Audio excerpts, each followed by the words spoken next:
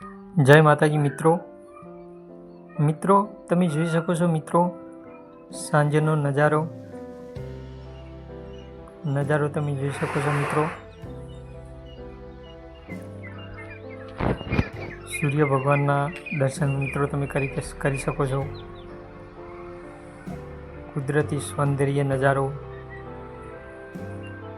Superhit video મિત્રો.